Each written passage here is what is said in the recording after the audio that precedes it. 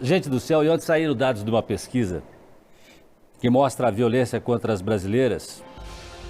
É a 4ª edição do Fórum Brasileiro de Segurança Pública. E os números mostram esse aumento assustador. Para você ter uma ideia, 14 mulheres por minuto são agredidas no Brasil, 14 mulheres por minuto recebendo tapas, socos ou pontapés. Tem mais. 74% das mulheres, 74% são vítimas dos companheiros, ex-companheiros, pessoas íntimas. Na maioria das vezes ainda dentro de casa, no ambiente doméstico. Levantamento aponta ainda que 1 em cada 3 brasileiras com mais de 16 anos sofreu violência física e sexual provocada por parceiro íntimo ao longo da vida. E aí você me pergunta,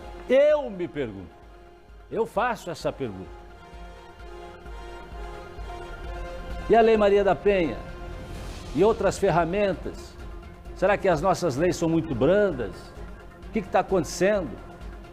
O que a gente tem hoje de ferramenta jurídica para combater a violência parece que não está sendo o suficiente.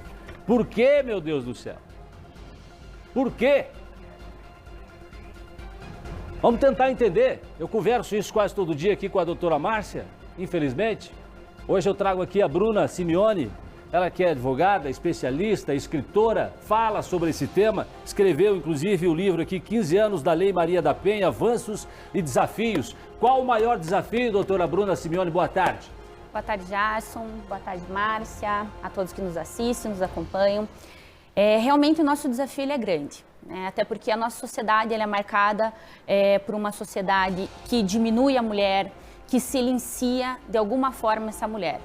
Então, os espaços ocupados pelas mulheres muitas vezes são vistos como não de direito por elas. E aí a grande questão é a questão de conscientização, né? Como você muito bem colocou, nós temos diversas legislações que inclusive em âmbito internacional servem de exemplo, né? Como por exemplo a Lei Maria da Penha, mas que elas acabam na sua efetividade, no dia a dia, a gente pergunta, né, o porquê que essa violência ela ocorre, sendo que nós temos instrumentos, medidas protetivas, né? Então a gente vê que é uma questão de conscientização, né, nesse sentido. Então, muitas vezes, quando nós tivemos projetos de lei, deputadas estaduais, inclusive, indicando a necessidade, por exemplo, de desde uma educação de base, nós termos a conscientização das crianças.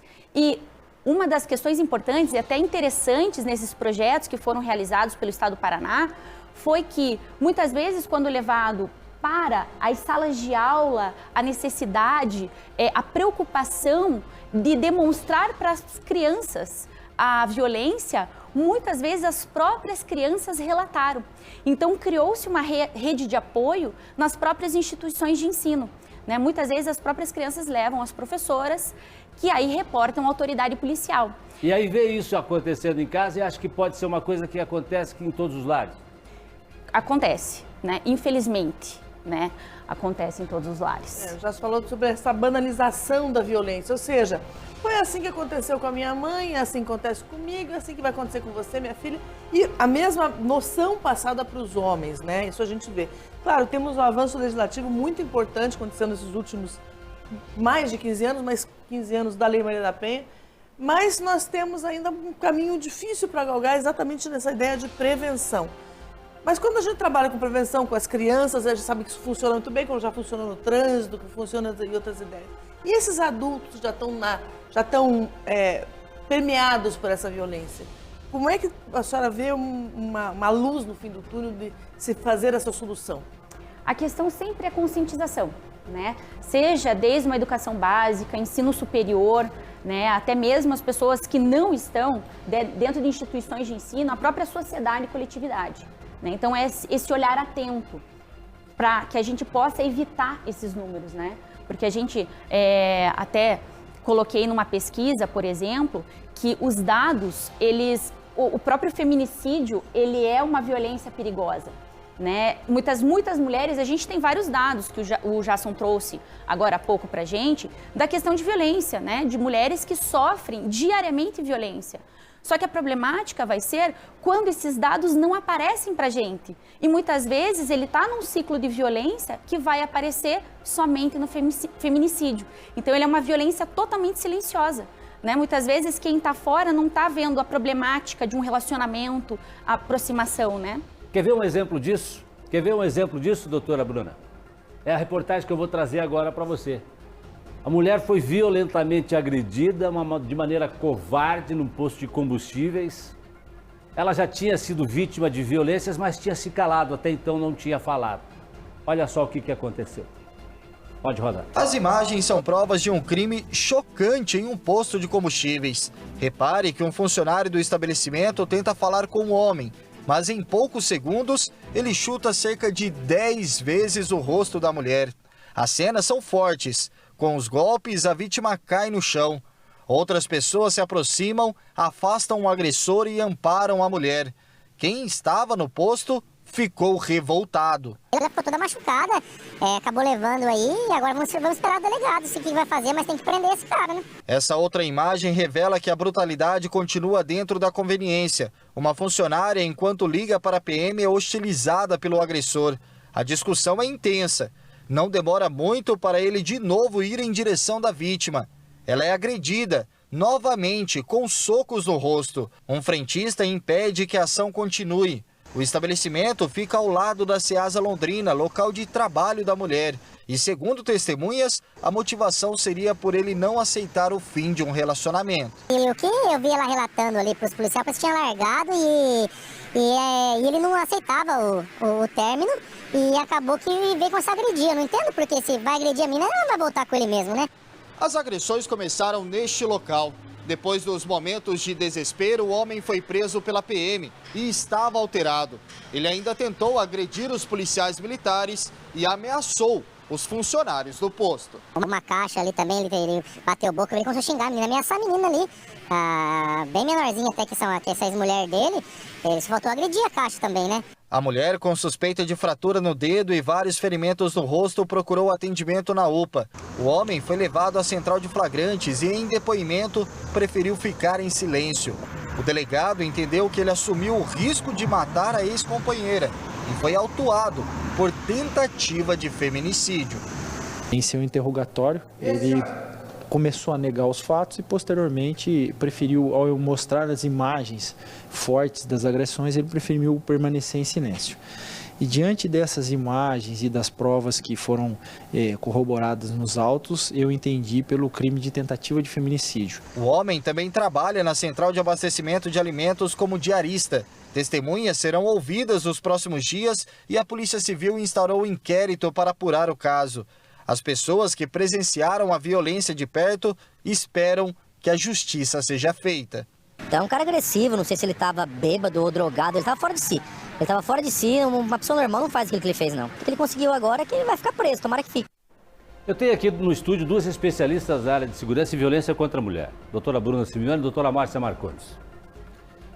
Qual que é o maior desafio? Eu queria encerrar esse assunto com essa pergunta. Porque eu vejo o seguinte, eu vi começo da semana, no final da semana passada, um caso na Espanha em que as pessoas estavam participando de uma videoconferência pela internet e de repente uma mulher foi agredida e essa agressão teria partido do companheiro dela.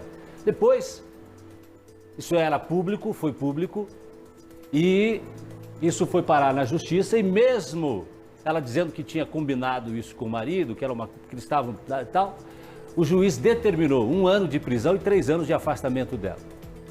A punição no Brasil é frágil?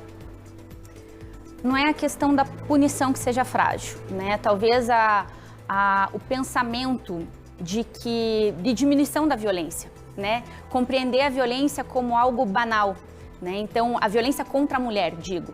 Então, a grande dificuldade é essa, é você tornar e trazer a importância da Lei Maria da Penha e da proteção das vítimas de violência doméstica e familiar contra a mulher.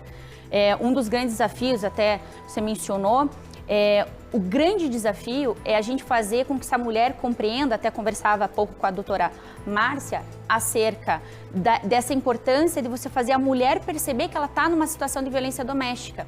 Alguns dados vão demonstrar que as mulheres elas demoram de 8 a 9 anos para ter essa percepção e aí talvez buscar ajuda, né? Então, o importante, o grande desafio é compreender a importância, né, do que é dessa proteção, né? Porque convenhamos que ainda em 2023 nós mulheres tenhamos que buscar por um direito à vida, né? É algo surreal em pensar nos dias atuais.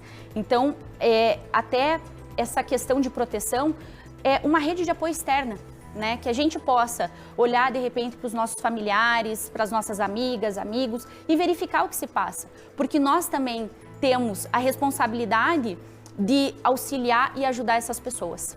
Essa rede familiar é muito importante, familiar, social, as pessoas estão em volta para que ela se sinta protegida. Porque a gente vê muitas vezes uma mulher em situação de violência doméstica que ela acha que está sozinha, que ela acha que ela não tem para onde ir, né?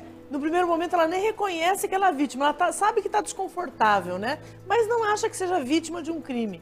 E se ela não tem consciência que é vítima de um crime, o agressor também não tem consciência que é autor de um crime. Então é muito importante que as pessoas que estão no entorno e que estão fora do problema possam também chegar a essa conscientização dessa mulher, né, doutora? Exatamente. Doutora Bruna, 15 anos da Lei Maria da Penha, esse é o livro que a doutora Bruna escreveu. Quem quiser, estudante principalmente, quem quiser ler esse livro, encontra onde?